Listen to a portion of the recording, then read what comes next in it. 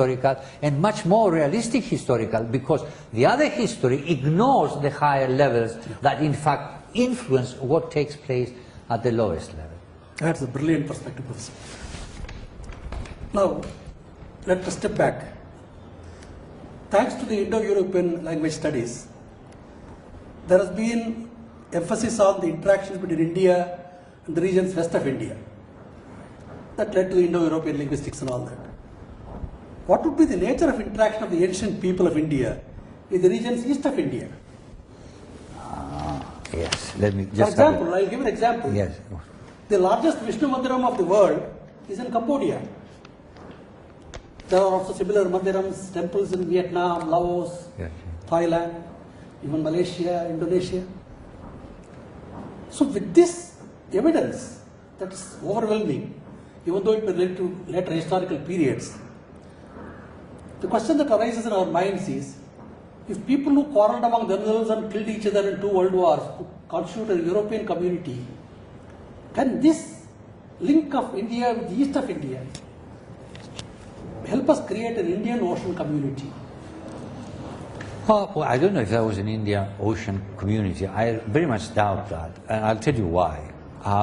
Because really, although there is mention of trade, and there is mention of sending people abroad, there's only one reference to Nava Samudriya, you know. Oh, I'm not on the Vedic period at all. I'm talking about subsequently. Subsequently. There's no doubt about it. You've got Buddhism scattered all over Asia. I mean, you don't need anything else to prove that the Indians traveled abroad, or at least Indian ideas traveled abroad. Certainly. You also have Sanskrit moving into Southeast Asia, because a lot of the Southeast Asian languages in Malaysia, Indonesia, Cambodia and so on, have words of Sanskrit. I mean, the word buddhi, for instance, discrimination and so on, you find buddhi in these languages, arga, price, you find it in these languages and so on. There are many. There have been studies have been made and they have been collected, and we do know for certain what has happened. Yes, the Indians spread eastward, southward, and they certainly, some of them, spread westward. The best example being the Iranians. Doctor, in the course of our discussion, we talked about the Dravidian. I have specific questions to ask on that issue. What type of researches and studies must be done to understand the nature of interactions among the Indian people of the subcontinent, say between the so-called Dravidian areas, yes, and the people of the Saraswati Valley or Gangetic Valley? Yes. Were they all completely isolated, or were there interactions? No, I think there must have been an interaction. You can't. People don't live in tight compartments. You have disgruntled people who want to move away from the main body of their own people. So that's one. Then you've got adventurous people. They want to move away. You have traders who will move, go forth and come back. So there must have been interactions. It's absurd to imagine that, you know, there was a wall, an invisible wall surrounding the Vedic people, and an invisible wall surrounding the Mundas, and another invisible wall surrounding the Dravidian people. No, it can't have been like that. But doesn't sound reason. People like mixing with other people. You make an excellent point. If people from Gujarat would take their textiles into Indonesia, yes, traveling long distances on the ocean, of course. How could we say there was no contact? Of course, absolutely. It's absurd to say that. It's absolutely absurd to regard them as completely separate. They interacted constantly. I mean, how else could you have today, or not only today, but 2,000, 3,000 years now, the same religion in South India as you have in the North India? They worship the same gods. They say the same prayers. They have the same chanting, and in fact, and I shall offend my friends in northern India, the southern Indians have a better command and a better preservation of the ancient recitation than the northern Indians. I mean, as far as I'm concerned, listening to it, I find this much better. Whether it's more correct, I don't know, but it certainly sounds better. So how come about?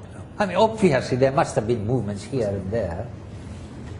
So all this quarreling today, and particularly from the part of the hotheads in the Dravidian camp, who want to abolish all their culture and the origins and roots of their culture, seems to me totally absurd. Professor, it's very clear that Rig Veda is perhaps the oldest human document. Absolutely. What message does it have for the present and future generations? Well, the message of Rig Veda is, I mean, if you want to boil it down, the message of the Rig Veda is very, very simple. It says, realize that in you lives the Godhead. Realize this Godhead and stop thinking of yourself as being something other than this. Help other people. It says that explicitly. Don't seek to amass riches for yourself only. I mean, there is one hymn which says, he who eats for himself alone, he is a selfish man. Fantastic, fantastic. I mean, share what you have. Extraordinary. This is the message of the Rig Veda. And this is a universal message. It can be for present and for future. Yes, Forever. forever. It's eternal. Eternal message. It's eternal. Yes. Great, Professor. One last question, Professor. Okay. So on a personal note, Yes. it's a privilege to have a person like you.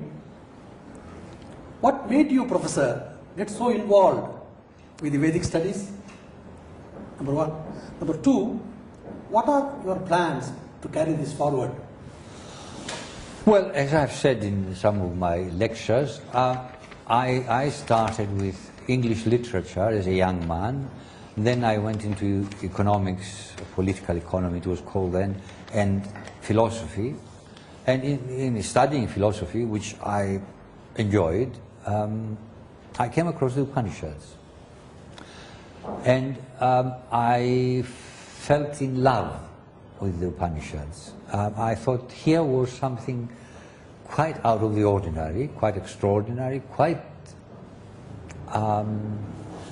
unlike anything else. And I wanted to learn more about it. I read different translations and was dissatisfied because one said one thing, another said another thing, and so on. So I decided to learn Sanskrit in order to be able to read the Upanishads. And I did this. I got carried away by the other beauties of Sanskrit languages, like the dramatic works of Kalidasa and so on, Dandin and Harsha and the other great writers of Sanskrit. But I always returned to the Upanishads. And from the Upanishads, eventually, about 10, 12 years ago, I turned to the Rig Veda itself, because I had omitted the Rig Veda, and I found that what's in the Upanishads is already in the Rig Veda.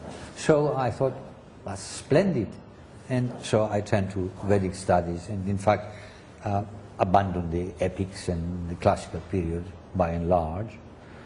The future is really to promote the basic message of the Vedic tradition, which is this unity and this opening out to the unity of mankind and the unity of man with God, and to promote this as much as possible. And so we decided, as you know, we found some rich patrons who are prepared to spend money and bring out this journal, which we decided to call Vedic Venues, Journal of the Continuity of Vedic Culture. And we'll push that, plus also the booklets that we thought we'd publish with Aditya Prakashan, and of course give lectures wherever people want to listen, speaking about these matters. This journal will be open for contributions from all scholars from all disciplines? From all disciplines, so long as they are somewhat related to the Vedic tradition. I mean, we don't want people writing about Muslim idea. I mean, if they are related to the Vedic tradition, if they find parallel thoughts in Islam, in the Quran, that a parallel to the Rig Veda, certainly we will publish that. Yes, there's nothing, no holds barred. Thanks a lot, Professor. It's a great pleasure Thank meeting a you. person like you. Thank you Thanks a very lot. much. Thank you. Thank you. Thank you.